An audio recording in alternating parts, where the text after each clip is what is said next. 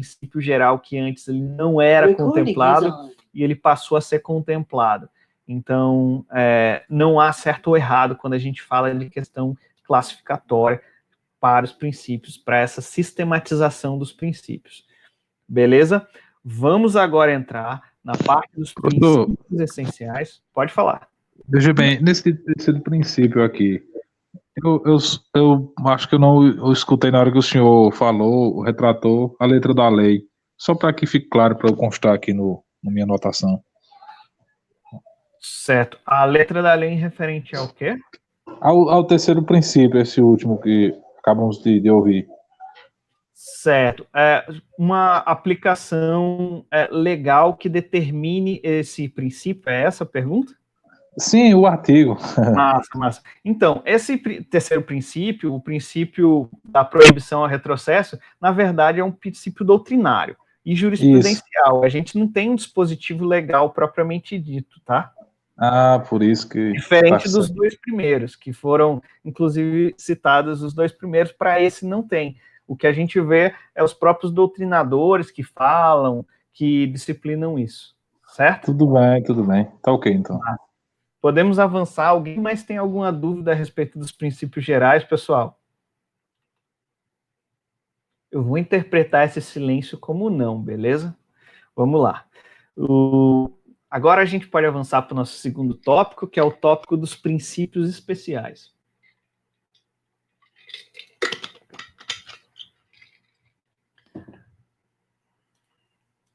E o primeiro princípio especial que eu trago aqui para vocês é a respeito... Na verdade, os princípios especiais já ficou claro aqui para vocês, eu espero que sim, né? Que a gente vai enfrentar esses tópicos de princípios que são aplicáveis às normas para gerar uma certa otimização específica dentro do direito de família, dentro do direito de família brasileiro, certo? São os ordenamentos, o ordenamento jurídico brasileiro aplicado, são normas e princípios que apliquem diretamente para gerar uma otimização para o direito de família. Então, saímos desse campo abrangente que a gente estava traçando de normas gerais, entramos agora dentro da especificidade do direito de família propriamente dito. Os princípios aqui vão ser ditos aqui, eles devem ser aplicados apenas para o princípio de família. Por favor, não me venha aplicar esse princípio que eu vou tratar agora lá na prova de vocês de direito penal. Tem um colega nosso aqui que está pagando várias cadeiras de curso de férias, por favor, utilize isso apenas aqui, tá? Não vai gerar uma confusão aí e jogar isso para outra matéria.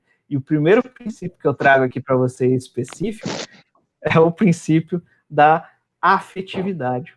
Pois é, conversamos um pouco já a respeito da afetividade. E o que eu quero falar agora com vocês para a afetividade é o seguinte: a afetividade, ela é o princípio que rege essa estabilidade, assim eu diria, das relações socioafetivas e essa comunhão de vida, que é o elemento formador do modelo da família atual, certo? Vou repetir para ficar mais claro para quem está anotando aí. A afetividade é o princípio que rege a estabilidade das relações socioafetivas e na comunhão da vida, que é o elemento formador do modelo da família atual. Eu diria que a palavra-chave que eu falei aqui para vocês é a estabilidade dessa relação. Professor, repete, por favor. Claro, vamos lá.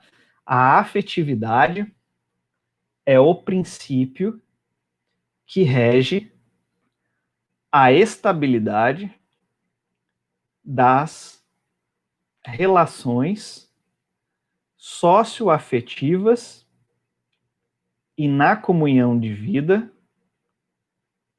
sendo o elemento formador do modelo de família atual.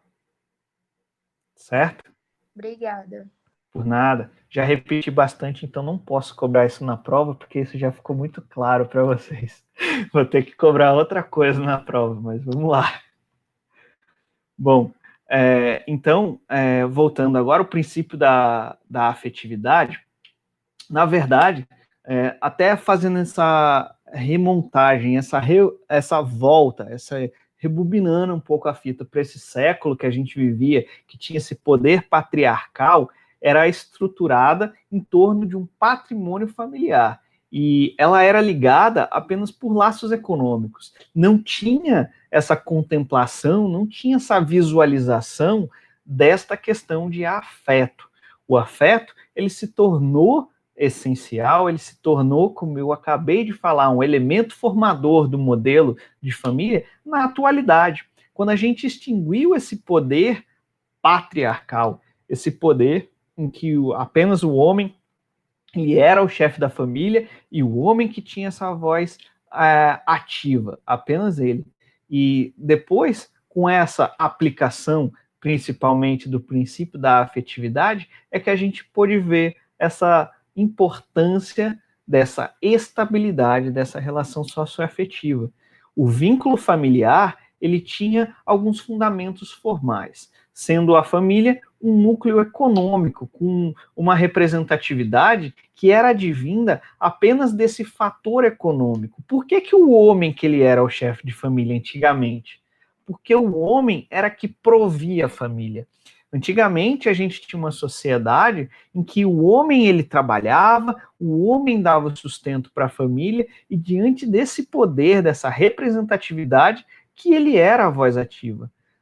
O que se tinha como certo era que, por ele ter por ele prover esses valores, por ele prover esse núcleo econômico da família, por conta disso, ele é o chefe, é ele que comanda, ele que tem essa representatividade. E diante dessa inserção da mulher no mercado de trabalho, e aqui cabe, evidentemente, uma ressalva, que a mulher, ela cada vez mais ocupa mais espaço, mas ainda não é devido, pelo menos ao meu humilde ver, a minha humilde opinião desse professor, é que a mulher, ela não tem condições de igualdade dentro do mercado de trabalho. Nós temos mulheres aqui no grupo, aqui no nosso curso de férias, que podem provar e podem até respaldar o que eu falo. E até mesmo aquelas que são inseridas no mercado de trabalho, há diversas pesquisas que indicam que até mesmo esses valores de salário de menor, ele é diminuído em relação ao homem. Então, devido a essas transformações sociais, voltando ao nosso assunto da afetividade, devido às transformações sociais que a sociedade passou, até mesmo citando como exemplo o feminismo e a inserção da mulher no mercado de trabalho, como eu acabei de pontuar para vocês, esse modelo de família, ele passou a ter essa alteração, ele passou a ter essa mudança, e ele passou a família a se manter único e exclusivamente, não pelos modelos econômicos, mas sim pelos modelos de laço efetivo, em detrimento desses modelos que antigamente era estabelecido. Uma vez que a família deve ser constituída por esse laço, por esse núcleo de afetividade, e não por essa dependência econômica mútua. Então, diante dessa transformação familiar, eu quero trazer para vocês aqui, meus queridos alunos, mais um doutrinador. Agora eu vou trazer para vocês Lobo, que é uma biografia complementar, quem se lembra de nossa ementa, e eu trago aqui então ele para até mesmo efetivar a indicação dele, que é um excelente doutrinador, um excelente civilista. E Paulo Lobo diz o seguinte: a realização pessoal da afetividade e da dignidade humana no ambiente de convivência e solidariedade é a função básica da família de nossa época. Suas antigas funções econômicas, políticas, religiosas e procracional feneceram, desapareceram ou desempenham um papel secundário. Até mesmo a função procracial, com a secularização crescente do direito de família e a primazia atribuída ao afeto, deixou de ser uma efetiva precípua. Bom, com a consequência dessa efetividade, desse princípio da afetividade, a gente tem uma questão de paternidade socioafetiva. Inclusive, isso foi objeto de muita discussão já no nosso STJ. Lá no STJ, inclusive há um ministro, que é o ministro Luiz Felipe Salomão, que ele trouxe um conceito de família. Ele disse essa questão de balização do conceito de família, que é, sobretudo, basilada, que é, sobretudo, feita e efetiva através do princípio da efetividade. O princípio da efetividade, ele que vai fundamentar o direito de família, através dessa estabilidade, como eu falei para vocês, e vocês já notaram, pelo menos eu espero, porque eu já repeti, através da estabilidade dessas relações socioafetivas e na comunhão de vida, com a primazia sobre essas considerações de caráter patrimonial, biológico, econômico, e o princípio da afetividade, ele está implícito na nossa Constituição. Olha aí, para quem gosta de anotar, já vi que tem gente que gosta também de anotar as fundamentações, olha aí, eu vou dar alguns exemplos de princípios, do princípio da afetividade. Princípio da afetividade que a gente vai encontrar lá na nossa Constituição, beleza? Eu vou citar, na verdade, 4 exemplos para vocês. O primeiro deles é que todos os filhos são iguais, independente da sua origem. A gente encontra isso no artigo 227, parágrafo 6º.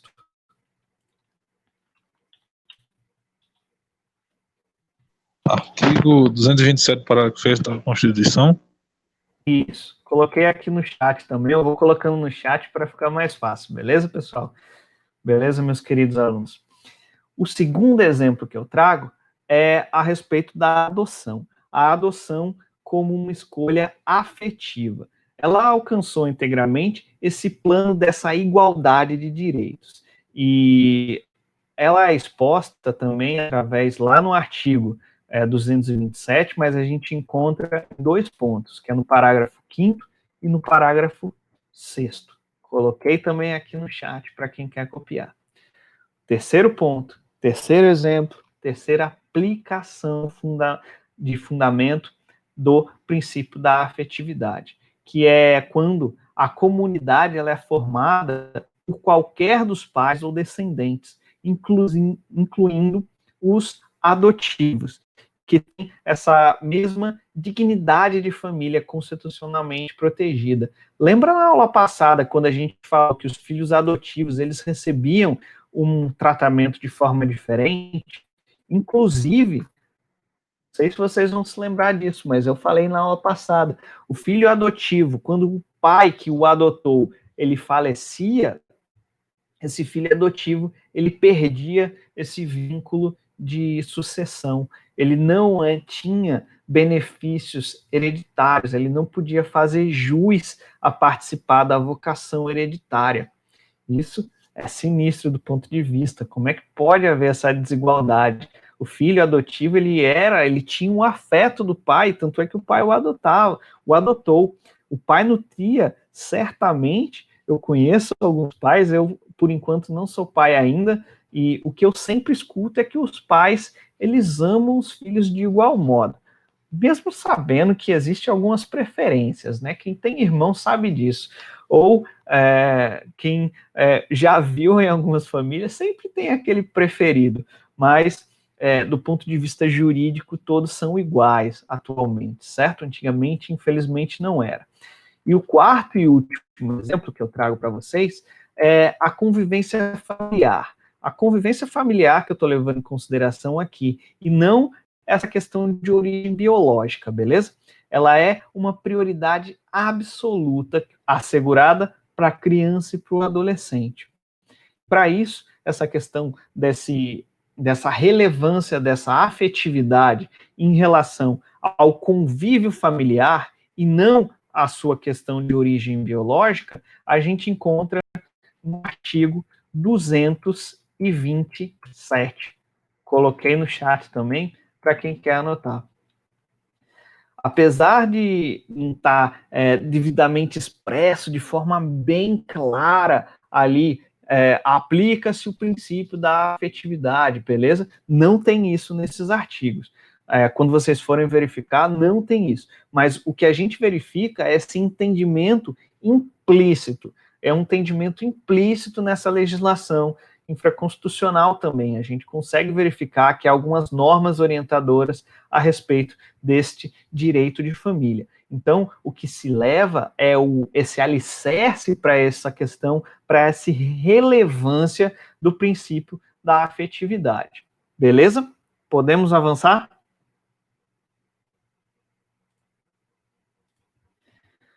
O próximo princípio, o próximo tópico que eu trago para vocês, o próximo princípio específico, prestem atenção, a gente está no tópico 2, traçando dos princípios específicos. O tópico 2 que eu trago para vocês agora é o princípio específico da solidariedade familiar. Bom, o princípio da solidariedade familiar, ele apresenta através da necessidade de que os componentes familiares, olhem a forma com que eu falei, componentes familiares, tá? Eu não estou falando a respeito de questão biológica, a respeito de que é filho adotivo, de que não é filho adotivo, eu estou falando de componentes familiares. Então, o que a gente vê é essa necessidade de que os componentes familiares, eles possam compartilhar desses mesmos valores, ou que eles compartilhem de deveres recíprocos. A palavra-chave para quem está fazendo a anotação aqui é essa: princípio da solidariedade familiar, compartilhamento dos deveres recíprocos. Esse princípio da solidariedade familiar, ou até mesmo como alguns doutrinadores gostam de chamar, princípio da solidariedade social, ele também tem previsão lá na nossa Carta Magna, lá na nossa Constituição. Para quem está anotando aí, presta atenção, eu vou colocar no chat, tá bom? É através do artigo 227, lá no caput, tá? Lá na cabeça do artigo. Então, a gente pode verificar que há essa participação, essa forma de previsão implícita também da solidariedade familiar. E quando a gente fala de solidariedade familiar, a gente deve encarar sobre dois aspectos, sobre dois formatos: o formato externo e o formato interno. Como fator externo,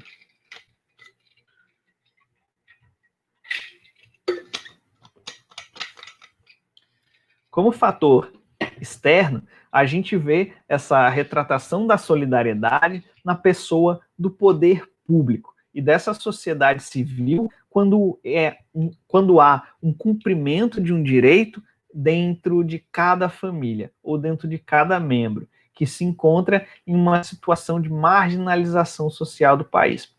Ao se falar de solidariedade, a gente está discutindo que cada um deve ao outro. Cada um tem que ter esse fator de colaboração, esse fator de sociedade, esse fator de solidariedade. Esse princípio, ele é enfatizado, inclusive, com a origem nos vínculos afetivos e que dispõe de um acentuado conteúdo ético, pois contém dentro desse próprio significado a expressão de solidariedade. Observem que, quando eu falei aqui da terminologia do princípio, eu trouxe o nome de solidariedade. É exatamente isso, pessoal. Vamos para a raiz da palavra, solidariedade. Essa questão de fraternidade, a questão de reciprocidade, a questão de que cada um deve ao outro, cada um tem dever e direito perante ao outro. E é isso que esse princípio traz. E nesse contexto que a solidariedade ele apresenta sobre um fator interno, notem que quando eu falei do fator externo foi relacionado ao Estado, o Estado verificando essa questão de solidariedade, o Estado fazendo normas no sentido de proporcionar solidariedade entre os membros da família e, consequentemente, da sociedade. Já a respeito do fator interno, desse formato interno, ele é quando a gente verifica uma aplicação do princípio para dizer que cada membro da entidade familiar tem que colaborar um com o outro, que cada um consiga concretizar e desenvolver esse mínimo que é necessário para esse desenvolvimento, tanto, eu diria que psicológico, quanto biológico da entidade familiar. É quando cada um do membro, ele tem esse direito e esse dever para o outro membro, e não externo de sua família. Quem tem uma abordagem bem bacana sobre isso, que eu gosto bastante, é Maria Berenice Diniz. Maria Berenice Diniz, meus queridos alunos, ela destaca que na hierarquia de cuidados com a família, e nesta em especial, a criança e o adolescente, os sujeitos que prestam a essa situação, eles se situam na seguinte ordem. Primeiro, a família. Depois, a sociedade. E depois, o Estado. Então, notem que esse dever de solidariedade, ele começa dentro dessa entidade familiar. Se for atendido, vai haver uma propagação, vai haver uma palavra que eu gosto bastante, uma reverberação, ou seja, ele vai dilatar no sentido de atingir também a sociedade. E se a sociedade ela for solidária uma com a outra, aí sim a gente vai ter essa retrospecto também, essa reverberação num sentido mais macro, em um sentido maior, que é o sentido do Estado. Então notem os campos, notem essas domas. Primeiro é atingido a família, depois a sociedade e por fim o Estado. Certo? Isso é até mesmo uma interpretação que a gente pode aplicar de uma corresponsabilidade. E essa corresponsabilidade, observem aí, a gente também encontra no artigo 227. No artigo 227, como eu disse, e no artigo 229. A gente vê essa necessidade dessa aplicabilidade, essa necessidade dessa interpretação com base nessa corresponsabilidade. Vamos dar uma olhadinha aqui. Maria Berenice Diniz, como eu acabei de falar para vocês, que ela tem esse conceito bem interessante, vamos dar uma olhada do jeito que ela fala. Ao gerar deveres recíprocos entre integrantes de um grupo familiar, safa-se o Estado do encargo de prover toda a gama de direito que são assegurados constitucionalmente ao cidadão.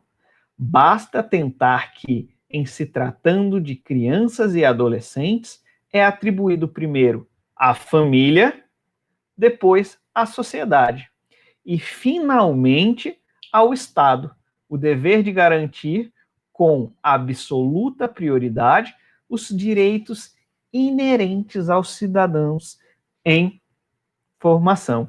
Essa palavra cidadãos aí, pelo menos eu, quando eu li agora, eu lembrei daquela mulher do Rio de Janeiro. Eu não sei vocês, eu não consigo mais ver essa palavra e não lembrar daquela mulher. Aquilo deu um bug na minha cabeça. Cidadão não, engenheiro civil, é isso que me vem à cabeça quando eu vejo agora essa palavra. Ela estragou a palavra, pelo amor de Deus. Então, voltando aqui ao nosso assunto, o que eu quero que vocês compreendam é o seguinte. Eu quero que vocês compreendam que na constituição desse princípio, a família ela está citada como um núcleo, que tem essa responsabilidade de aferir esse próprio auto de tutela, de solidariedade, de responsabilidade, de honradez, sob pena de lei. E essa responsabilidade, se atingida pela família, se atingida por esse núcleo central, aí sim a gente vai ter essa responsabilidade depois para a sociedade e, consequentemente, depois para o Estado, certo? Ficou claro para vocês também esse princípio, pessoal? Vou interpretar o silêncio novamente como um sim. Então, avançando para o nosso terceiro princípio específico, o terceiro princípio específico que a gente vai ver agora é o princípio da proteção ao idoso. Bom, quando a gente fala do princípio de proteção ao idoso, quem tem consigo essa questão de idoso junto a essa família, eu tenho a minha avó, que a gente cuida dela e a gente cuida com todo amor e carinho. A gente sabe que o idoso, ele é muito sensível. A gente nasce muito sensível, muito frágil, e depois a gente começa a amadurecer, nós começamos a crescer, começamos a criar casco duro. A gente começa a ficar casca grossa, a gente começa a poder enfrentar todos os problemas da vida. E isso a gente vai aprendendo com as experiências de vida. E pelo menos a interpretação que eu tenho de vida é que quando a gente começa a envelhecer, esse casco nosso, essa casca dura que a gente desenvolveu no decorrer da nossa vida, vai começando a amolecer. Eu não sei se vocês concordam comigo, mas eu nunca li nada sobre isso, mas eu pelo menos tenho essa ideia, pelo menos do que eu convivo aqui com a minha avó, que a gente ajuda bastante ela, a gente começa a perceber que a cada vez mais parece que ela vai voltando a ser criança, voltando a ser aquela pessoa frágil, aquele ser humano frágil que precisa de muito carinho, precisa de muito cuidado. E quando a gente vê isso para o direito de família, se lembrem desse pensamento que eu trouxe para vocês. É necessário para o direito de família um tratamento respeitoso. Respeitoso é a palavra-chave. E a outra palavra-chave é preferencial. Então, o tratamento necessário, eu vou até colocar aqui no chat para ficar bem claro para vocês. É o tratamento para o idoso de forma respeitosa e preferencial. É isso que vocês precisam ter em mente. Quando a gente fala da proteção ao idoso, pode ser que a princípio, quem principalmente não tem muito contato com o idoso, vai dizer que não é necessário. Mas é necessário sim, pessoal. Primeiro é um tratamento respeitoso, como eu disse. Respeitoso por quê? Porque vocês vão envelhecer. Todo mundo vai envelhecer. A não ser que você vá, infelizmente, falecer antes do tempo. Mas se a gente seguir a ordem cronológica natural, a gente nasce, a gente começa a estudar, a gente se forma, a gente entra no mercado de trabalho, a gente tem filhos, e depois disso, eu estou falando da ordem cronológica básica, tá? Pode ser que alguém queira pular alguma etapa, não tem problema nenhum, tá tudo bem, cada um sabe da sua vida. E depois de ter os filhos, você aposenta, aí você começa a curtir a vida e você morre. Essa é o script básico da vida, o script básico da vida que é aplicado para muita gente. E nesse script básico, uma vez, você tem que respeitar os idosos porque você certamente vai ser idoso. E a questão da preferência, a gente tem como importância porque o idoso, ele tem, até mesmo como uma propagação do tratamento respeitoso que deve ser recebido pelo idoso, ele deve também ter esse tratamento preferencial. Ele deve ter na verdade, um verdadeiro dogma da vida, eu diria. Essa disciplina, a disciplina de direito de família, ele tem esse respeito e essa preferência, isso é combatido, como a gente pode ver na nossa evolução legislativa. E a devida referência a que todos aqueles que sobreviveram à batalha da vida e que agora ele encontra um certo menos rigor. E esse rigor deficitário que eu estou falando aqui é tanto para um aspecto psicológico, para um aspecto físico, para um aspecto mental, ele tem um vigor menor. E até por conta disso, ele tem esses critérios de prioridade. E isso é imperativo de justiça. E é uma decorrência desse princípio que a gente está falando agora. E esse princípio que a gente está tratando agora, esse princípio específico, pode ser que alguém esteja se matutando aí. Na verdade, isso não é o princípio da proteção da dignidade da pessoa humana. Eu não posso falar isso também, que isso é, na verdade, o princípio da solidariedade social. E quem está pensando dessa forma, está certo. Você está certo. Sabe por que você está certo? Porque, na verdade, os princípios, eles agem de forma integrativa. Os princípios, eles andam de mãos dadas. Um princípio complementa o outro. Não existe um princípio que ele anda de forma apartada. Todos os princípios, na verdade, um complementa o outro, um integra o outro, ele está dentro do outro. Assim como o princípio da dignidade da pessoa humana está dentro do princípio da proteção ao idoso, o princípio, perdão, o princípio da proteção do idoso, ele também está dentro do... Opa, deixa eu ajeitar o microfone aqui. O princípio da dignidade da pessoa humana está dentro do princípio da proteção do idoso, assim como a proteção do idoso está dentro do princípio da dignidade. O princípio da dignidade também está dentro de solidariedade social, assim como solidariedade social está dentro do princípio da dignidade da pessoa humana.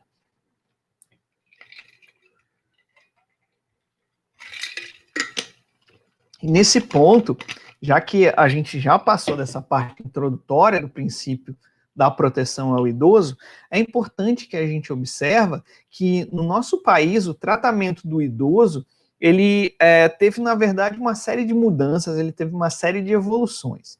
E quando a gente for analisar propriamente dito cada um desses institutos, a gente verifica que, na verdade, a gente teve por muito tempo um tratamento que ele foi até mesmo um tratamento de forma imperiosa, que houve um tratamento de forma desnecessária, mas que estamos em fase de evolução contínua. Isso é muito bonito, essas inovações legislativas são muito bem-vindas para a nossa sociedade. E um ponto que cabe destaque aqui para a gente, um destaque inicial, é o Estatuto do Idoso. O Estatuto do Idoso, que foi fruto de uma série de discussões legislativas, e ele costuma ser indicado como uma das maiores conquistas dos idosos, por entes da nossa sociedade civil, tal como a Associação dos Aposentados, Pensionistas, e até mesmo pela nossa população em geral. A proposta, ela incluía uma série de pontos favoráveis, uma série de pontos preferenciais para o idoso, e isso a depender da ordem cronológica igual ou superior a 60 anos, que dispunha de uma série de direitos fundamentais e de cidadania. A preocupação que teve para o Estatuto do Idoso foi em relação à execução dos direitos esses de vigilância e defesa. E, geralmente, ele é apontado como um instituto, como um instrumento para a realização dessa cidadania, que é o Estatuto do Idoso. Assim como o Estatuto da Criança e do Adolescente, ele é para criança e para adolescente, e a Lei da Maria da Penha, ela é para as mulheres. São outros exemplos que eu posso citar aqui, que são leis especiais que foram criadas no Brasil a partir dessa década de 1990, que é uma década que trouxe bastantes direitos fundamentais e específicos. No entanto, ele recebe uma série de críticas, várias críticas a respeito de disputas eleitorais, na verdade, que superam, na verdade, esse interesse desse bem comum. Muitas dessas críticas são fundadas com plataformas eleitoreiras e de propostas eleitoreiras. Para isso também é importante a gente trazer aqui para a nossa discussão que o Código Penal, ele desde 1940, que é lá da época de Getúlio Vargas, ele passou a dedicar, na verdade, importantes artigos na parte especial, para quem é penalista, aí, cabe essa recordação, a partir do Código de 1940, que começou a ter esses tratamentos especiais para o idoso, principalmente a respeito de violência contra o idoso. E a gente costuma sempre a falar do Estatuto do Idoso, que ele é mais abrangente do que um outro instrumento importante, do que um outro instrumento que é bastante utilizado, que é o instrumento da Política Nacional do Idoso. E isso na verdade, ele considera essa camada da nossa população mais velha como uma prioridade absoluta. Prioridade absoluta essa que deve ter uma lei especial, assim como as mulheres, as crianças, assim como a gente tem visto cada vez mais os negros também receberem uma série de leis especiais, e felizmente algumas dessas garantias que antes elas eram tácitas, elas começaram a ser explicitadas. A gente começou a verificar umas aplicativas legais. E eu posso trazer aqui uma série de avanços, uma série de aplicações legislativas inovações e garantias que foram trazidos para idosos que são de suma relevância. Eu posso dizer para vocês a questão de distribuição gratuita de prótese, órtese e até mesmo medicamentos. A gente vê bastante a questão de medicamentos serem distribuídos de forma gratuita para os idosos, afinal eles precisam, infelizmente, a questão da idade cronológica, ela é a lei da vida, ela é implacável, ela atua na camada mais velha de nossa sociedade, e eles precisam de muitos medicamentos. Isso é um dos pontos que nós temos algumas leis especiais que dão essa questão de proteção. Uma outra que eu trago e que é bem relevante, é bem interessante, é a questão e isso gera muita discussão, tá? Eu já vou adiantar logo, que é a questão da impossibilidade de reajuste de mensalidade quando há plano de saúde. Nós temos a ANS, para quem ainda não conhece, que é a Agência Nacional de Saúde, e a ANS, ela que faz essa questão de regulagem de reajustes, ela que prevê quais são os reajustes legais possíveis. E acredito que quem já tem plano de saúde saiba disso. Conforme você vai ficando mais velho, você vai pagando mais pelo plano. E a briga contínua dos idosos é exatamente essa, de que há pelo menos um congelamento desse reajuste. Porque com o passar dos anos, você acaba vendo que você acaba aferindo menos renda, você acaba ganhando menos dinheiro, isso para a camada básica da nossa sociedade, e não tem nenhum cabimento cada vez mais se taxar os idosos, cada vez mais ter uma questão de reajuste, que é um reajuste anual pesado. E eu compreendo que são os idosos que fazem uma utilização maior dos planos. Eu compreendo, eu concordo com quem está pensando isso. Mas também deve ser levado em consideração o princípio que a gente acabou de visualizar, o princípio da solidariedade. Se eu tenho uma disposição, se eu sou uma camada mais jovem e eu tenho uma disposição de contribuir mais, então nada mais justo do que o idoso ele ter pelo menos um dinheirinho para ele fazer, para ele viver o resto da vida dele de forma mais satisfatória, certo? Um outro ponto que também é bem interessante, é bem batido, é a questão de transporte. O transporte público, seja ele o transporte público interestadual, intermunicipal, ou até mesmo internacional, a gente verifica que há uma questão de gratuidade e também uma questão de reserva de um percentual mínimo. Eu concordo que essa questão de transporte internacional ainda ela é pouco aceita, ela é muito batida e discutida na justiça. Só que a questão de intermunicipal e interestadual, isso é um ponto pacífico já na nossa legislação. A gente tem que ter como base que as empresas aéreas elas têm grande poder, as concessionárias aéreas de transporte, principalmente transporte internacional, elas têm grande poder perante a nosso poder legislativo. E diante disso, acaba tendo uma série de reduções. Manda aí, Rafael. Eu vi que você chamou a palavra aqui. Pode abrir o microfone, tá? Ou se quiser colocar no chat, fica à vontade. Professor, foi um pequeno erro aqui, perdão. Beleza, vamos lá, vamos seguir.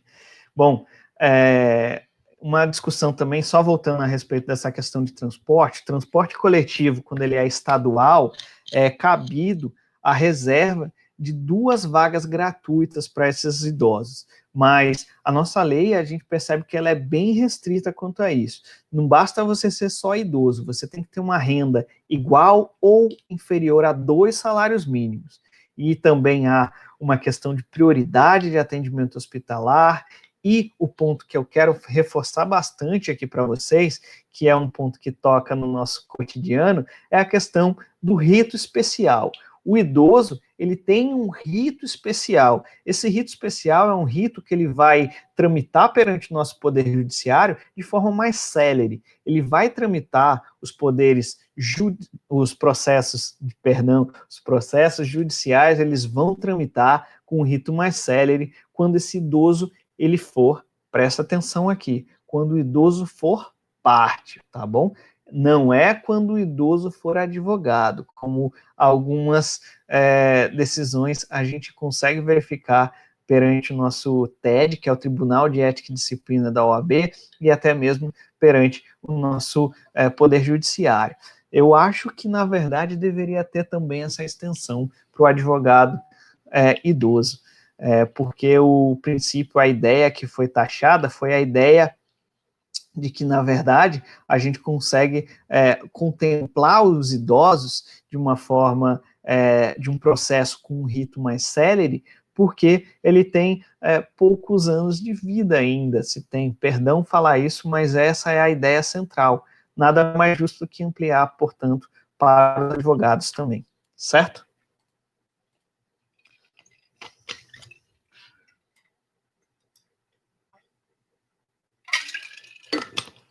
Avançando, então, para o nosso quarto princípio especial. O quarto princípio especial que a gente vai discutir agora é o princípio do melhor interesse da criança e do adolescente. Bom, esse princípio aqui atrás, ele está implícito com uma interpretação lá na nossa Constituição, e a gente também tem 2 artigos no nosso Código Civil. Eu vou colocar aqui no chat, o artigo da Constituição é o artigo 227 no caput. Já para o nosso Código Civil, é o artigo 1583 e 1584 do nosso Código Civil, certo?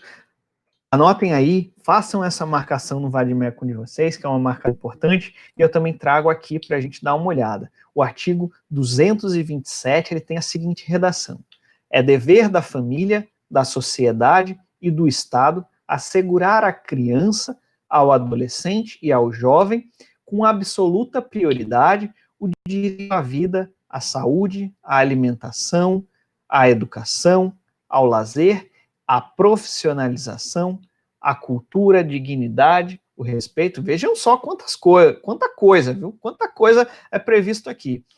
A convivência familiar e a comunitária, além de colocá-los a salvo, presta atenção nessa parte final, além de colocá-los a salvo de toda forma de negligência, discriminação, exploração, violência, crueldade e opressão. Olha como esse artigo é bonito. A gente consegue atender isso daí? Eu estou falando a gente porque diz aí que é dever da família, da sociedade e do Estado. Então se inclua nisso. Assegurar a criança e ao adolescente e ao jovem. Difícil, né? É muita coisa e infelizmente a gente não consegue. Talvez no mundo perfeito a gente consiga atingir todos esses pontos, todos esses objetivos, todas esses direitos da criança e do adolescente e do jovem. Mas quem sabe em um mundo mais próspero, um mundo mais feliz, a gente consegue ver, porque da análise desse dispositivo que eu acabei de ler para vocês, a gente depende que a criança e o adolescente são assegurados uma gama de direito. Essa gama de direito, ela deve estar sobre esse manto de precaução da família, bem como da sociedade e do Estado. E caso a gente consiga verificar qualquer distinção, qualquer violação desses direitos, a gente viola também a dignidade da criança e do adolescente. Só para deixar claro aqui para vocês, quem não detém ainda esse conhecimento, eu espero que vocês tenham detido através do estudo. Eu acho que vocês têm aí uma cadeira de ECA, né, que é do Estatuto da Criança e do Adolescente. Eu não sei, pelo menos para mim foi uma matéria eletiva, não sei, falem aí, coloca no chat aí se vocês já pagaram essa cadeira. Se vocês Essa cadeira é paga em legislação penal extravagante, se eu não me engano. Certo. Ela é eletiva, então? Boa pergunta. Então, eu tô pagando ela agora. Lá não, no nome. Eu tô pagando agora no curso de férias. No novo período, então. Isso. Caramba. O correto é ser pago no novo período. Certo, obrigado aí, pessoal. Só para, então, meus queridos alunos, deixar claro aqui, quando eu falo de criança, eu estou falando daquela pessoa que tem uma idade entre 0 a 12 anos, tá? Incompletos. Quando a gente fala de adolescente, é aquele que tem entre 12 a 18 anos de idade, tá bom? É essa a distinção que a gente verifica de acordo com o ECA, mas sem querer me antecipar, eu apenas falei isso para deixar claro essa distinção. E é imperioso também a gente ressaltar que, em complementação desse artigo que eu trouxe aqui, tem um outro ponto, a gente consegue ver uma outra aplicação prática, que é o artigo 3º do ECA, que é o Estatuto da Criança e do Adolescente. Eu coloquei no chat também, para deixar claro para vocês. E lá tem essa previsão aqui, que eu já isolei para vocês. Na verdade, eu fiz um corte, tá? Eu fiz um corte do artigo para a parte que interessa. E a parte que interessa para a gente, do 3º artigo, lá do Estatuto da Criança e do Adolescente, diz o seguinte: a criança e o adolescente gozam de todos os direitos fundamentais inerentes à pessoa humana, sem prejuízo da proteção integral de que trata esta lei, assegurando-lhes, por lei ou por outros meios, todas as oportunidades e facilidades a fim de lhes facultar o desenvolvimento físico, mental, moral, espiritual e social em condições de liberdade e dignidade. Bom, se lembram do artigo da Constituição, que já era bem amplo, já tinha uma série, já tinha uma gama de direitos fundamentais, veio o ECA e deu uma ampliada ainda. Já que a gente estava atendendo tudo, vamos ampliar, né? Enfim, esse é o mundo ideal, esse é o mundo que eu concordo que seria o mundo perfeito para a gente conviver. Porque a partir do momento que a gente respeita as nossas crianças e os nossos adolescentes, a gente tem também adultos bem formados e adultos que vão agir de acordo com o que se espera. E o que eu quero acentuar aqui com esse artigo com esse artigo 3º do ECA é que há esse princípio de superior interesse dessa criança e desse adolescente, que ocupa interesses diante de uma eventual separação, ou até mesmo de um divórcio de genitores. E sobre esse aspecto, esses conflitos que se tem diante de guarda e de direito de visita, eles devem ser solucionados de tal forma até mesmo a garantir esse desenvolvimento dessa personalidade da criança e do adolescente. Não se preocupem quanto a isso, quando a gente for ver guarda, quando a gente for ver adoção, quando a gente for estudar a questão de divórcio e de separação, a gente vai ter essa ótica também, a ótica da questão das crianças, como é que vai ficar, como é que vai ser a questão de guarda, como é que vai ser a adoção de uma criança e de um adolescente, certo? Avancemos agora para o nosso 5º princípio específico. O 5º princípio específico, que é o princípio da liberdade. O princípio da liberdade é um dos mais importantes no âmbito do direito de família. É o princípio que eu mais gosto. Para quem está fazendo a anotação aí, para as meninas, eu sei que menina gosta disso, de ter várias canetas coloridas, aquelas canetas, eu acho que chama Stabilo, sei lá o nome, aquelas canetinhas coloridas. Pega aí a caneta que você mais gosta, pega aí, se você tiver a caneta dourada, pega a caneta dourada e faz um asterisco, faz um grifo nesse princípio, que é o princípio da liberdade. O princípio da liberdade, ele está presente no Código Civil. Está presente no Código Civil ao proibir a interferência de qualquer pessoa ou do Estado na constituição familiar. Isso é previsto em um artigo do nosso Código Civil, que eu vou anotar aqui no nosso chat agora, no artigo 1513 do nosso Código Civil, a gente vê a fundamentação do princípio da liberdade. E temos também essa aplicação, essa proibição do princípio da liberdade quando a gente fala nessa questão do livre planejamento familiar.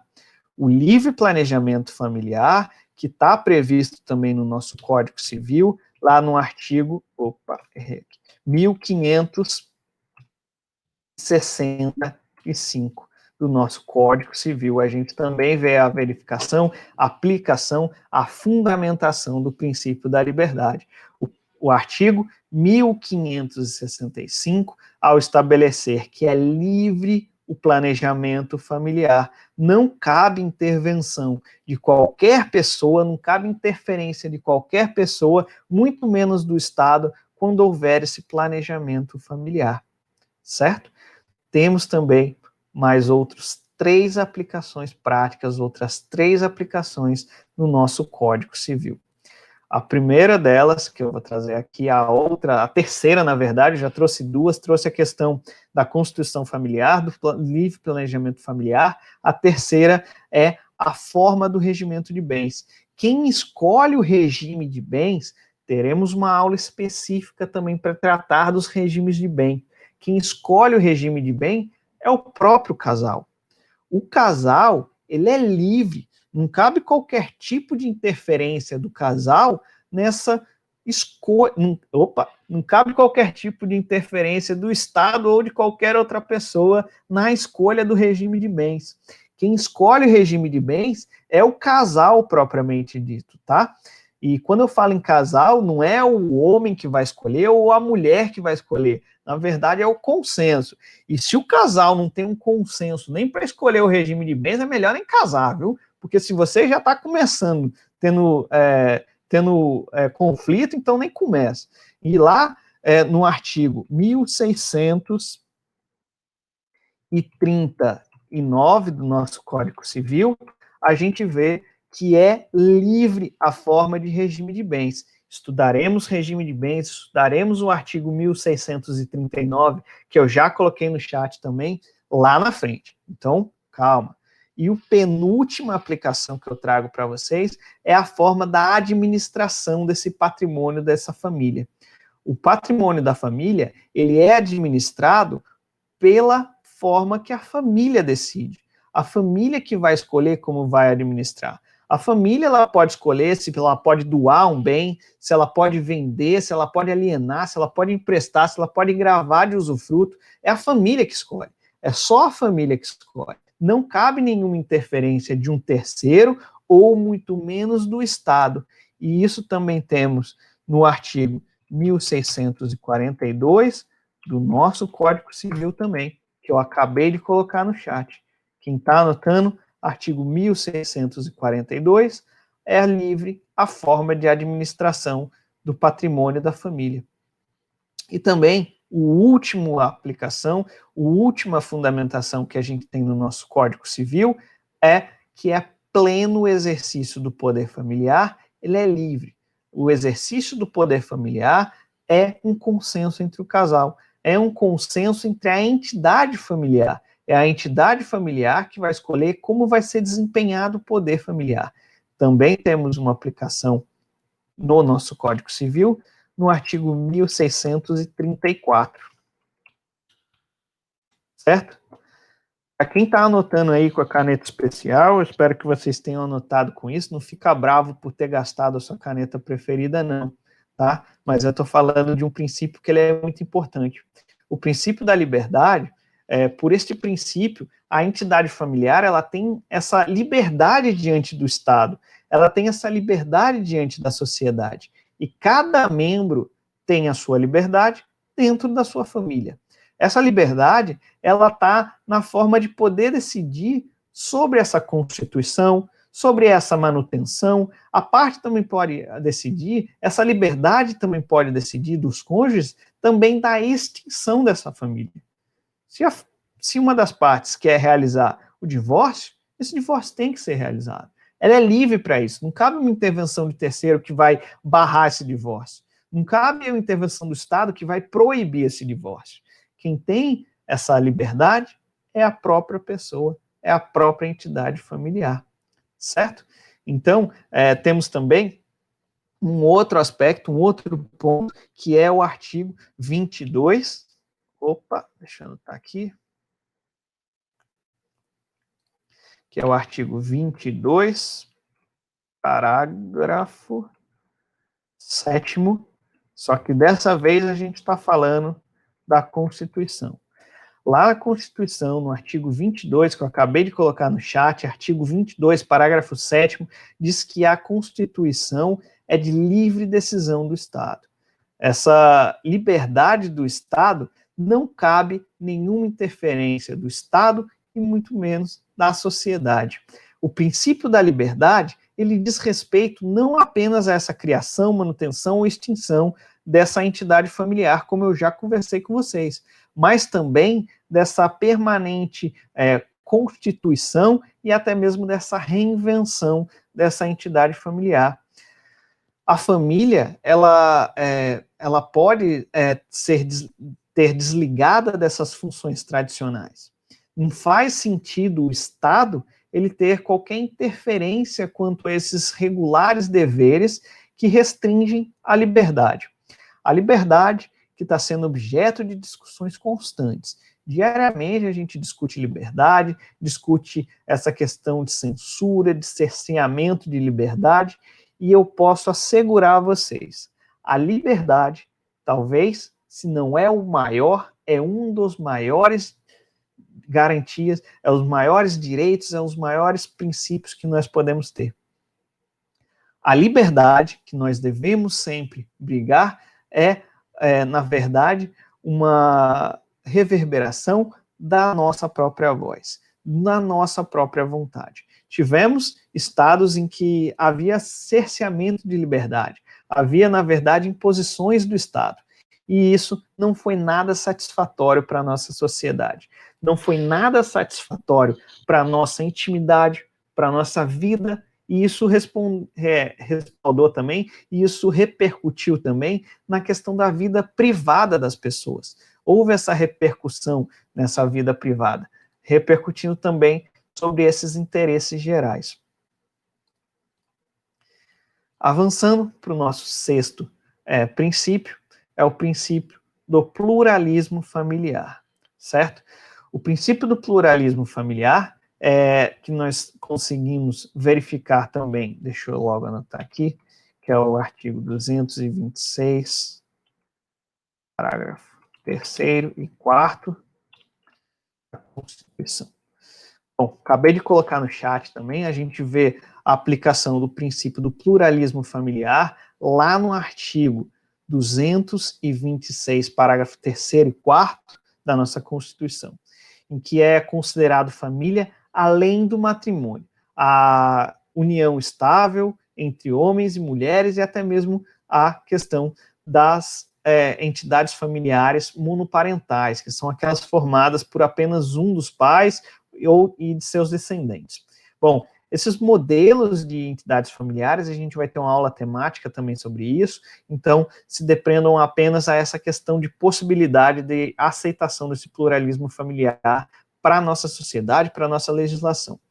Esses modelos de entidades, eles são expressos nesse artigo que eu acabei de falar para vocês, e eles são apenas, na verdade, exemplificativos, tenhamos isso como base, já que a intenção do legislador, ele foi de fazer uma norma de inclusão, e não de exclusão. Ele, na verdade, ele aceita a diversidade familiar. O que é aceito por esse princípio, a palavra-chave, para quem está anotando aí, eu vou até colocar no chat, é a diversidade familiar, certo?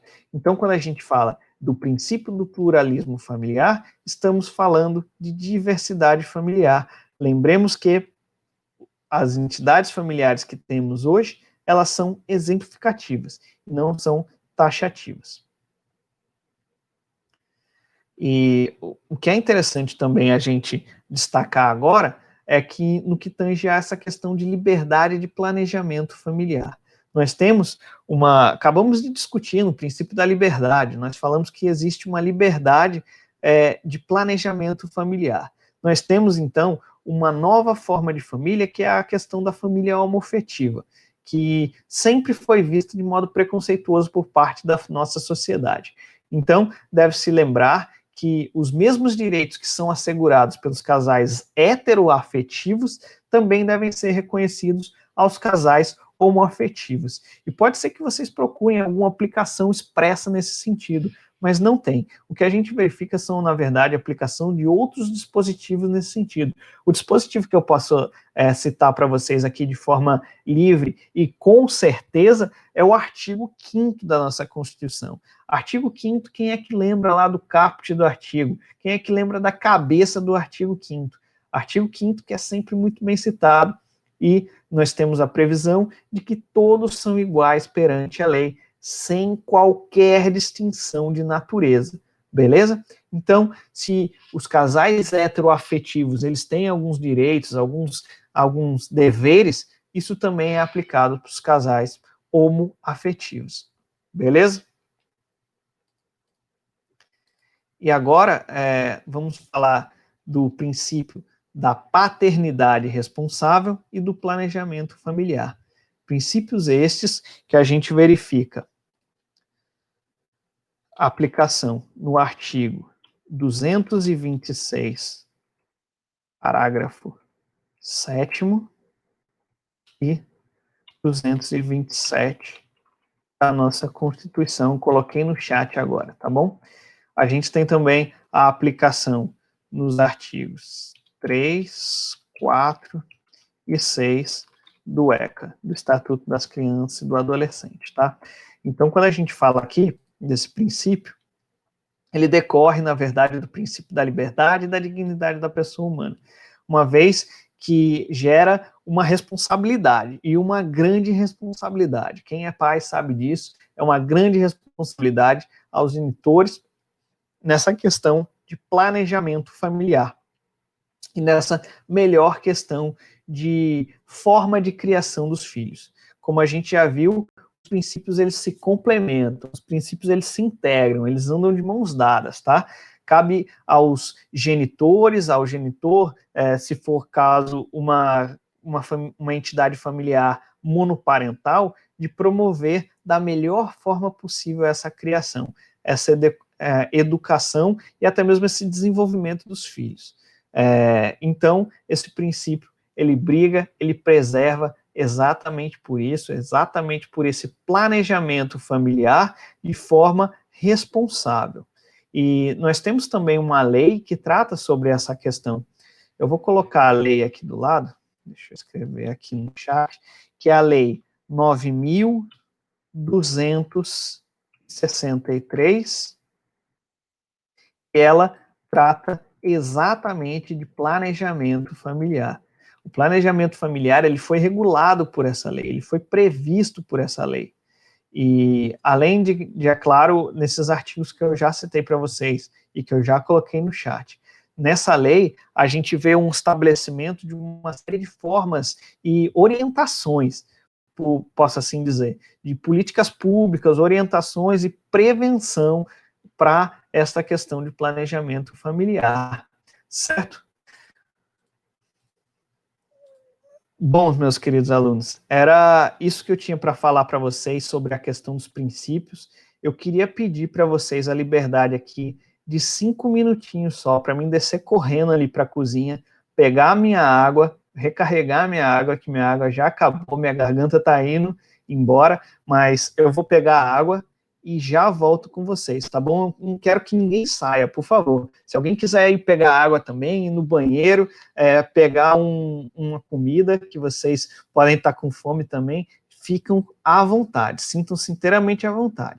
Eu já volto, a gente vai tratar da nossa aula, da nossa próxima aula, que é a aula de número 5, e lá a gente vai tratar sobre as considerações iniciais sobre o casamento. Combinado? Vocês não vão fugir, não? Falem aí, sinalizem para mim aí, senão eu vou ficar. Tá ok, mestre. Nós vamos até 10 horas hoje? Tranquilo, Vamos professor? seguir, vamos seguir, vamos ver até onde a gente vai, tá bom? Ixi, o dia Mas todo não vai até sentado. às 10, não. Já estamos meio que cansados. É rapidinho, as considerações iniciais, eu prometo que a gente vai ser 1/3 do que a gente já tratou até agora, em meia horinha a gente fala sobre isso, tá bom? Tá ok, então. Também vou Tá tomar um café. Rapidinho, deixa eu pegar minha água lá, já volto. certo.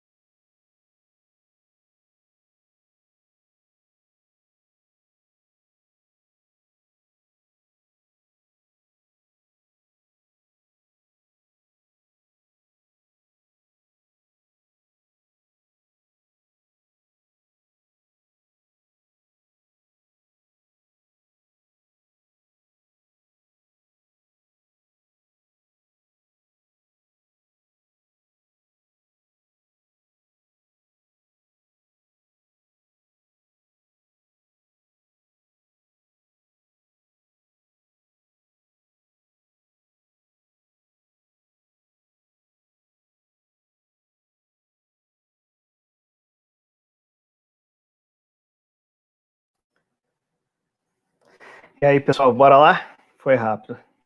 Bora, senhor. Vamos lá, vamos tratar então agora das considerações iniciais. Antes disso, eu queria perguntar para vocês. Eu sei que é cansativo essas aulas, a aula remota é mais cansativa do que a aula gravada, né? Porque a gente pode pausar, pode ir ali no banheiro, pode comer alguma coisa, fica mais à vontade. Como que vocês acham que é o ideal? Só para mim me organizar nas próximas aulas, para essa aula. Lembrando que 2 horas estava bom. 2 horas, né? Porque sempre a gente está tratando de 2 temas, né? Todos os dias. E então, eu acho que 2 horas daria para a gente. Não sei também o conteúdo que o senhor tem aí para passar para nós. Quanto mais, melhor, né? Mas, assim, pelo menos no meu caso, eu não posso falar por todos. Eu estou com 3 disciplinas, né? Logo 7h30 pela manhã eu já estou com uma videochamada dessa aqui ativa. Aí vou até às 10 da manhã, à tarde tenho também da mesma forma, e à noite aqui contigo. Mas tem que desenvolver. A gente consegue. Eu acho que se der para fazer em 2 horas, dá certo. Mas tanto faz. Até 10 horas, o período de aula mesmo normal, né? Isso. Vamos lá. E aí, pessoal, o que vocês acham? Eu Falem também mais, tenho 2 disciplinas, né? Uma logo 7h30 da manhã também. Isso. É porque assim, fica sendo bem cansativo, né? Porque assim, online a gente tem que estar assistindo. Quando é gravado é como o senhor disse, a gente para, dá uma pausa, retoma. E eu acho que é cansativo também para o senhor, né? Minha voz está quase indo embora aqui. Sorte que eu tenho um microfoninho, eu falo um pouco mais baixo. Professor? E aí? Fala. Sim, eu acho que depende do conteúdo, né? Quando for um conteúdo mais denso, a gente poderia fazer em menos tempo. Quando for um conteúdo mais tranquilo, ao menos para mim princípios, então dá para entender um pouquinho mais. Né? Acredito que levar isso em conta também pode ser importante. Mas você acha que 2 horas, Vanessa, tá bom? Sim, acho que para mim tá ok. Tá ok. Tá, eu queria também propor um negócio para vocês, pessoal. Vamos aproveitar que a gente está conversando aqui para ver o que vocês acham. Eu tô com uma ideia, na verdade eu pensei isso hoje, tá? Mas eu já verifiquei com algumas pessoas. Eu tô com uma ideia de trazer, quando a gente tiver as aulas mais específicas, por exemplo, adoção, guarda, alimento, responsabilidade civil diante das entidades familiares. Quando uma pessoa atrai, ela tem que pagar, tem que ter uma indenização. Eu estou pensando em trazer um advogado ou até mesmo juiz daqui. O que vocês acham? Vocês acham que seria interessante para eles trazerem aqui a questão da vivência prática? Excelente a ideia. Sim, é uma contribuição importante. Dinâmico também. Seria ótimo. Aí a gente traz ele para cá, mas eu só vou trazer se vocês me prometerem uma coisa. Ok. E vocês vão fazer perguntas, que vocês não vão ficar todo mundo parado aqui e ele vai ficar sozinho. Certo. Vamos, eu acho que seria bom, no dia que o senhor for trazer essa pessoa, adiantar para a gente o tema, para a gente já fazer umas pesquisas boas, porque diante de um juiz a gente já tem que ter umas perguntas coerentes, né? Sim, e aí a gente já dá uma estudada boa no tema e aí geralmente vai surgir muitas dúvidas e a gente já vem com essas dúvidas aqui para a sala de vídeo, né? Então a gente está combinado, né? Eu vou trazer advogado, eu vou trazer advogada, eu vou trazer o juiz para cá também, mas vocês vão ter que perguntar, vocês vão ter que participar. Pronto. Então, faça dessa forma aí que eu acredito que eu me esforço da minha parte. Porque senão a gente vai ficar só discutindo aqui teoria, por mais que eu possa trazer alguns casos práticos que eu já atuei, mas é legal também trazer outras visões, né? Eu quero trazer aqui também, eu não vou adiantar nenhum nome, mas podem ter certeza que vão ser grandes nomes que eu vou trazer para cá.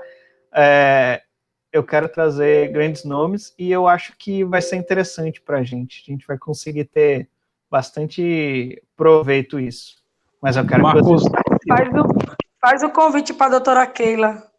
Traz Marcos Bacelar, que é um ótimo. Pode deixar que eu vou trazer grandes nomes aqui para nossa aula, tá bom? Aí a gente fica combinado disso. Vou ver se eu fecho essa programação durante essa semana e a gente conversa antes. Eu vou deixar bem determinado quais serão os dias, quem que eu vou trazer para cá. Certo. Combinado? Então, bora lá, Combinado. vamos voltar para a nossa aula para a gente liberar. Deixa eu abrir aqui a janela. Vamos lá, pessoal, vamos então para a nossa quinta aula. Prometo que eu vou ser rápido, até mesmo fazendo essa questão essa discussão que a gente já teve de seguir as 2 horas, tá? Então, nessa quinta aula a gente vai falar, a gente vai iniciar o conteúdo sobre casamento. Deixa eu abrir minha câmera aqui para vocês verem quem está falando com vocês. Que a gente vai iniciar esse conteúdo de casamento. A gente vai começar a falar sobre casamento. E pode ser que alguém se pergunte por que iniciar por casamento.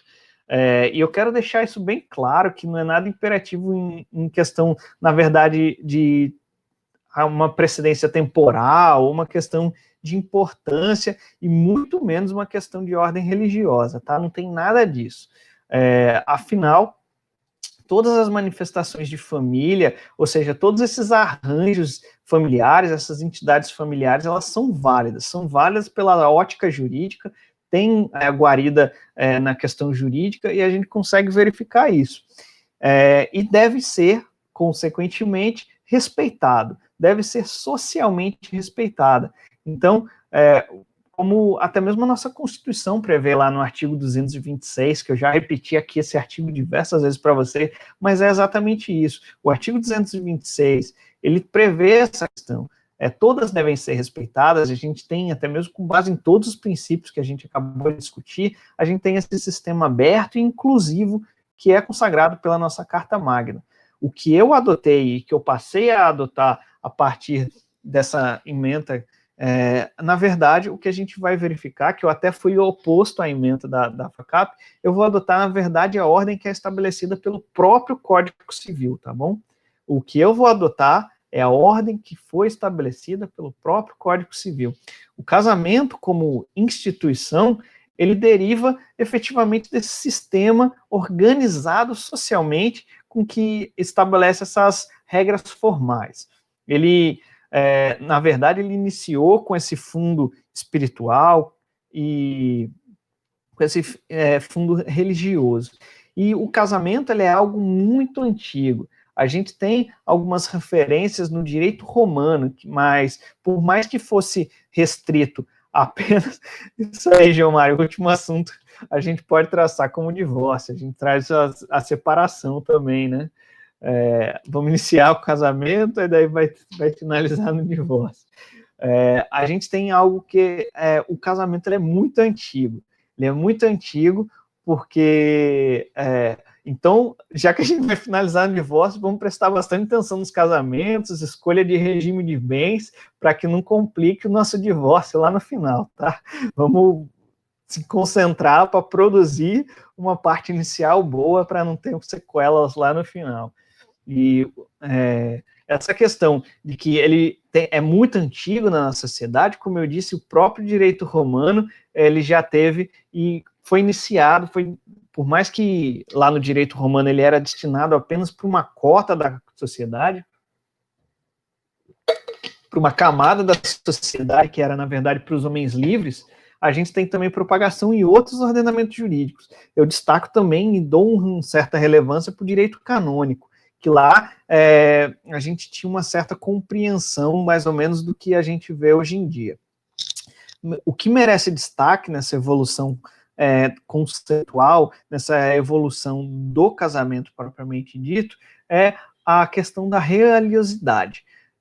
Sempre se teve uma influência da religiosidade dentro da história do casamento, pois a união ela permitia, em especial, essa propagação e essa continuidade desse culto entre as famílias que eram constituídas. O que se tinha antigamente era a constituição de família apenas pela mesma religião. O que se tinha é que essa constituição dessa família iria propagar, iria dar continuidade a essa religião. Hoje, a gente tem diversas religiões se casando por si, não há muito essa necessidade de ser da mesma religião, né? Pelo menos no viés jurídico, tá? Eu sei que dentro de algumas igrejas só se permite casar entre as pessoas que praticam, que permanecem nesse culto. A gente vê essa questão de liberdade. A liberdade é prevista, é contemplada pela nossa legislação. Se as pessoas não aceitam, aí é outra questão. E durante anos houve essa confusão de Estado e igreja, que passou a estabelecer essas regras sobre os diversos aspectos dessa organização da sociedade, notadamente dentro dessas relações familiares. A gente viu que essa aliança que se teve por séculos, por muitos anos, entre o Estado e a igreja, ele foi, na verdade, foi visto uma certa reverberação, adoro essa palavra, dentro das nossas relações familiares. A gente via que o casamento ele era a maior exemplo dessa ligação. O casamento ele era a maior demonstração dessa aliança de Estado e igreja. E como eu disse que o direito canônico ele influenciou bastante essa disciplina jurídica do casamento, não se pode negar que esse reconhecimento de outras modalidades de manifestação religiosa, principalmente, em especial, eu ressalto para vocês, a Reforma Protestante, que foi um movimento e teve também um movimento muito crescente, principalmente ali na parte da Europa, com a Revolução Francesa, que houve essa briga por esse desprendimento. Calma, vocês não estão na aula de história, estou falando de direito, é só para a gente chegar até a parte conceitual do casamento. Houve essa briga, através da Revolução Francesa, desse processo de tornar o Estado laico. E a gente viu isso principalmente também com uma concepção social do casamento. E todas essas transformações que a sociedade sofreu, houve essa incorporação desses novos valores, respaldou e teve também efeitos na sociedade, teve efeito prático na família. E esse único modelo que antes ele era institucionalizado de casamento, ele passou a ser questionado, ele passou a ser discutido para que fosse finalizado. Esse modelo padrão de casamento, que antes somente era aceito daquela forma, ele passou a ser provocado uma mudança. Houve, dessa forma, paralelo a esse casamento religioso, começou a emergir uma série de casamentos estritamente civil, que era destinado a todos os cidadãos, independente de credo, consistente em especial desse negócio jurídico. O que se passou a ter com esse questionamento desse modelo padrão de casamento é que, a partir dali, começou a ser provocado um casamento fora dessa questão religiosa. Começou a ter um casamento apenas dentro da esfera civil, dentro desse negócio jurídico que passou a ter. E quando eu falo de casamento, talvez algumas pessoas pensem nisso. Mas não é bem isso que eu estou falando, e muito menos isso, tá? Quando eu falo em casamento, eu estou querendo dizer a respeito desse substantivo de casamento, que até mesmo no dicionário, quem quiser jogar no Google aí, pode aproveitar, que pode verificar que significa uma união, que é uma união efetuada de forma voluntária entre duas pessoas. Aqui eu grifo esse elemento constituinte, esse elemento de relevância, que é a questão da voluntariedade, a forma da voluntária entre duas pessoas. É claro que para ter um casamento aqui, eu acho que isso é um tanto quanto óbvio, tem que ter essa bilateralidade, tem que ter essas duas pessoas, uma de cada polo, e as duas pessoas de forma livre. Esse elemento interno de vontade, ele tem que ser gravado com uma questão de liberdade, tá? E essa liberdade, essa forma voluntária que essas duas pessoas vão se unir, tem como um objetivo a constituição dessa família. Essa união, ela foi sancionada por lei. O nosso Código Civil, lá no artigo, vou colocar no chat, no artigo 1511 Código Civil, a gente pode verificar que o casamento ele estabelece uma união plena de vida.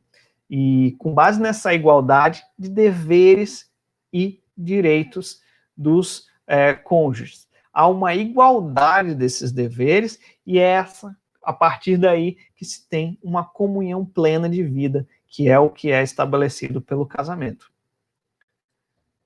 E até mesmo em complementação a esse artigo 1511, eu coloco aqui o artigo 1514 do Código Civil, que prevê que...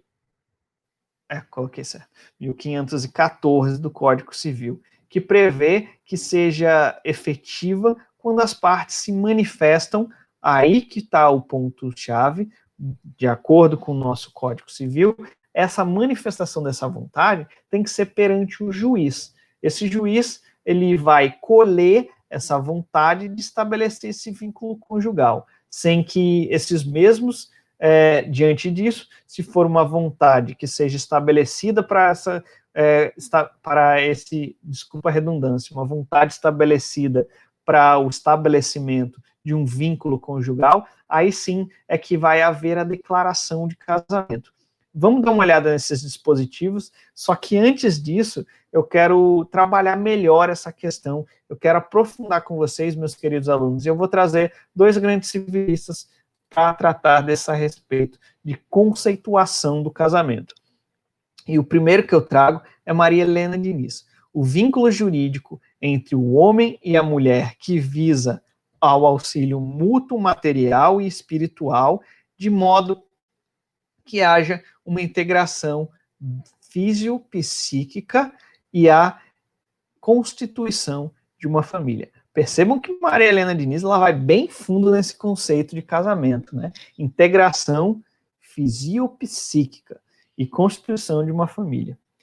O segundo doutrinador que eu trago é Paulo Lobo. Paulo Lobo ele diz o seguinte: o casamento é um ato jurídico negocial solene, público e complexo, mediante o qual um homem e uma mulher constituem família pela livre manifestação de vontade e pelo reconhecimento do Estado. Agora eu trago os artigos que eu citei, que eu já coloquei no site. O primeiro que eu trago... Opa, passei.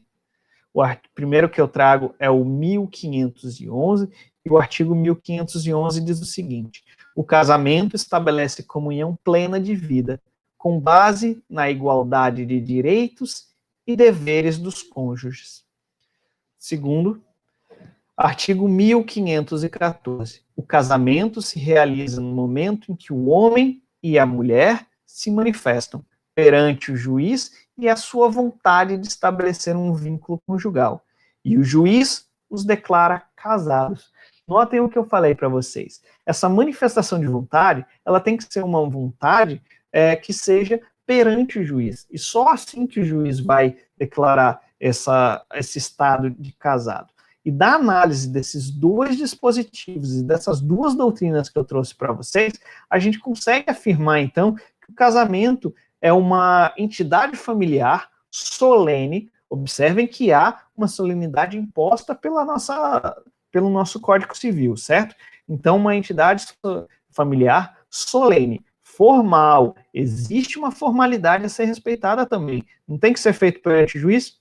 Pois bem, com essa projeção e somente diante dessa solenidade e dessa formalidade que é respeitada por esse artigo 1514, é que vai haver uma projeção erga omnes, uma projeção de um efeito erga omnes, ou seja, para todos, que é em razão do registro. A gente pode afirmar ainda que o casamento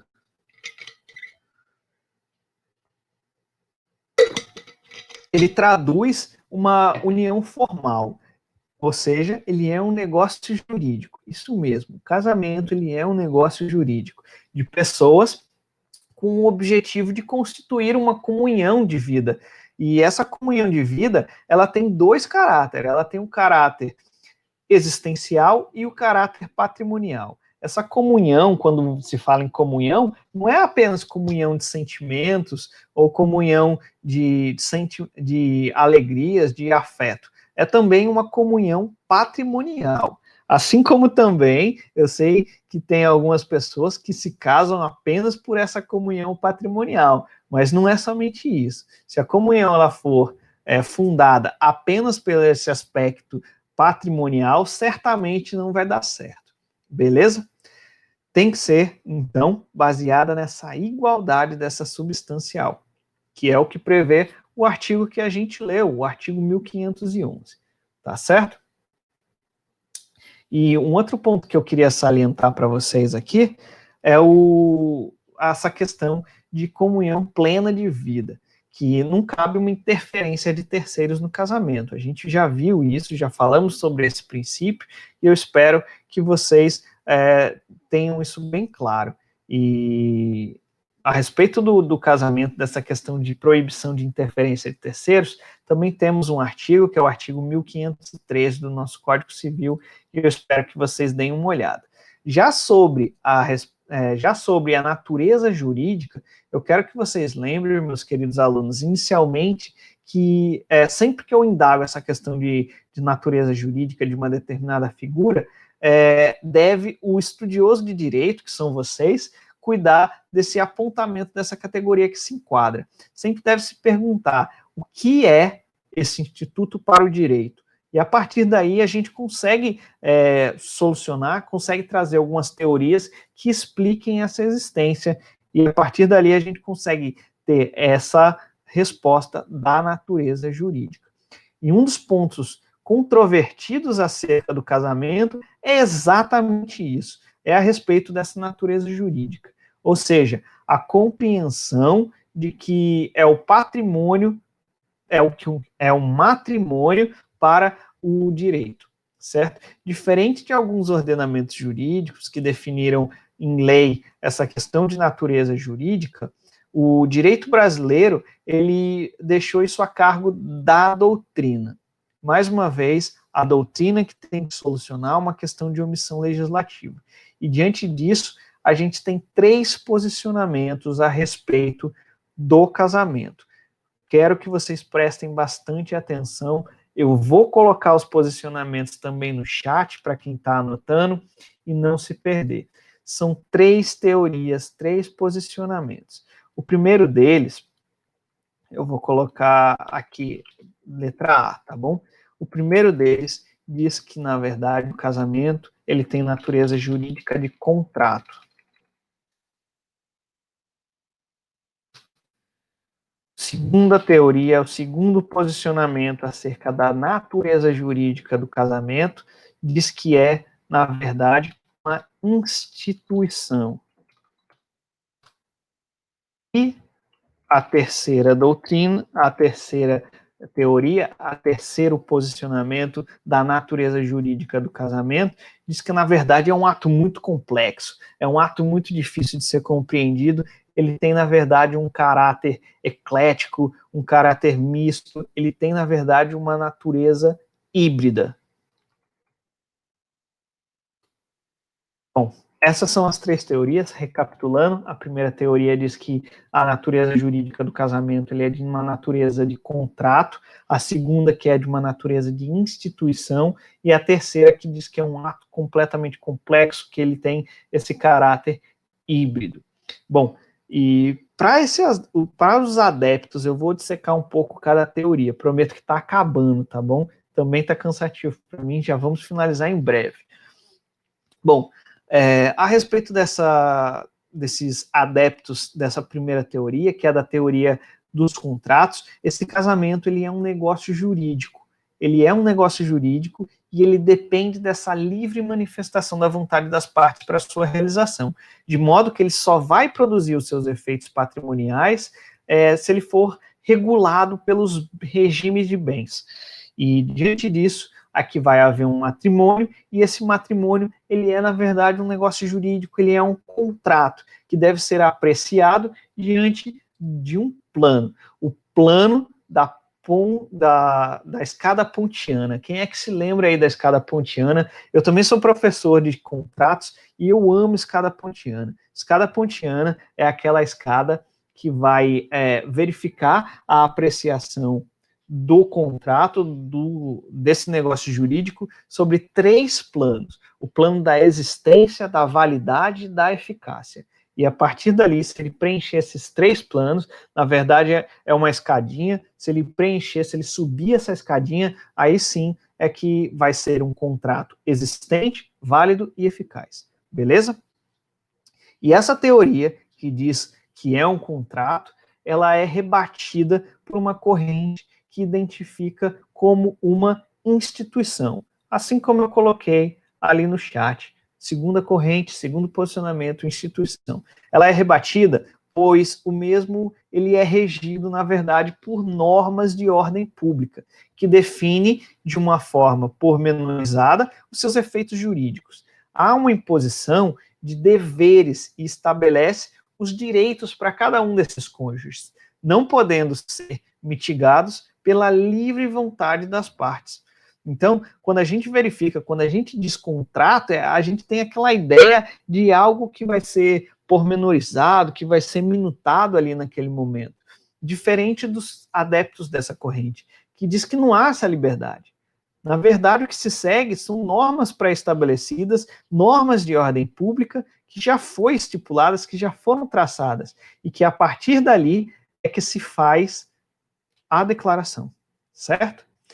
E a gente tem também, diante desse impasse, uma terceira corrente.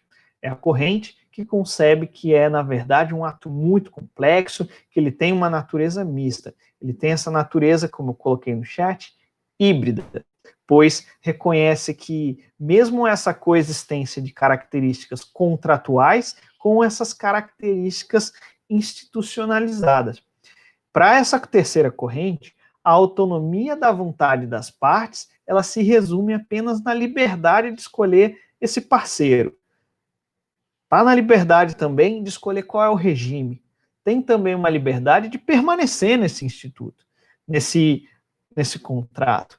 Há uma liberdade de você querer ficar nesse casamento ou não, nesse matrimônio ou não. E até mesmo nessa relação familiar, se você quer continuar nela ou não. Então, notem que há sim uma liberdade. Por mais que há uma instituição que se segue essa questão dos contratos, que se segue essas questões das normas que já foram programadas, que já foram explicitadas através de uma norma de ordem pública, há uma certa liberdade. Há essa autonomia da vontade das partes. E o que a gente pode também dizer a respeito disso é que essa terceira corrente, ela sustenta que o casamento ele é um contrato na sua formação, mas no seu curso ela tem essa questão de instituição, de modo que ela toma essa feição híbrida, essa feição mista. E é mais ou menos isso. Essas são as 3 correntes, tá? Eu espero, na verdade, não existe nenhuma corrente que é mais certa ou mais errada, mas aqui eu queria pedir um espaço, queria pedir uma liberdade de vocês para expor o meu posicionamento. E o posicionamento que eu mais gosto é esse posicionamento dessa corrente híbrida, porque eu também acredito que ele nasce como um contrato e ele se desenvolve como uma instituição, tá bom? E aqui, para a gente finalizar a nossa aula, eu queria falar um pouquinho sobre essa questão de tipologia básica do casamento. Fundamentalmente, a gente tem, na verdade, 2 modalidades de casamento. O casamento civil e o casamento religioso. Só que esse casamento religioso, ele tem que ter efeitos civis, havendo, assim, essas formas de celebração do casamento. Quando eu falo aqui de tipologia do casamento, eu não estou falando de regimes de bens, não, tá bom? Nem estou falando de entidades familiares. O que eu estou falando aqui é, na verdade, de celebração. Então, nós temos a celebração civil e a celebração religiosa. Mas não foi sempre assim. No passado, a gente via que havia essa predominância religiosa, especialmente a celebração católica. E, diante disso, houve uma série de discussões uma série de discussões judiciais que, na verdade, os cônjuges eles queriam demonstrar a sua religiosidade através do casamento. Digamos, por exemplo, um casal que seja espírita. Eles queriam casar sobre os ritos, sobre a celebração espírita. E isso provocou bastante inquietação, porque em um dado momento o Estado ele era junto da igreja, e a igreja é primordialmente católica. E havia essa institucionalização pela igreja e havia também o reconhecimento como oficial esse ato nupcial quando realizado pela igreja. Daí a gente pode dizer que seria forçoso concluir até que de todas essas modalidades que atualmente são admitidas, o casamento ele tem essa natureza civil.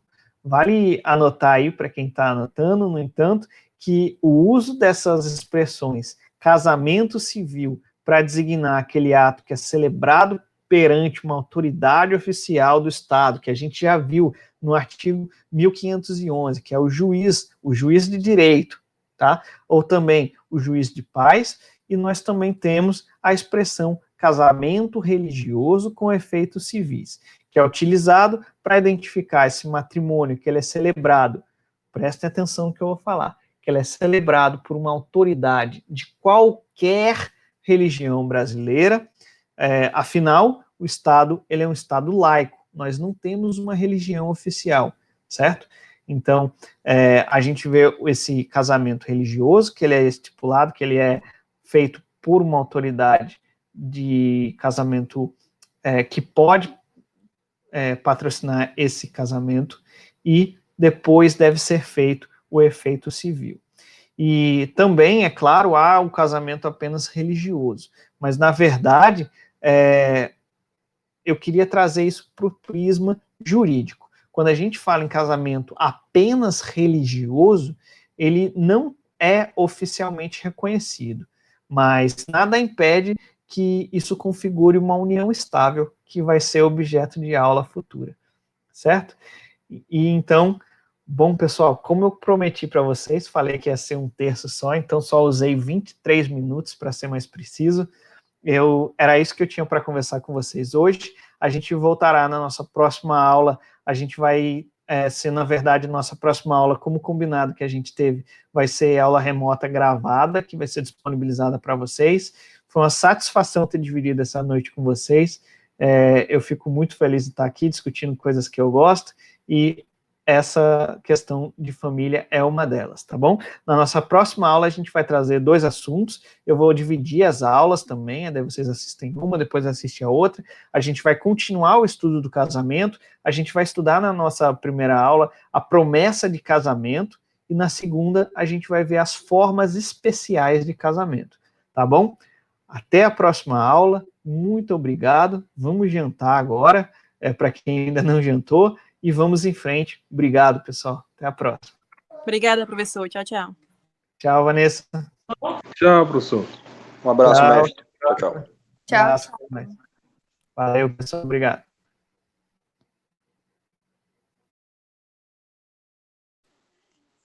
Tchau.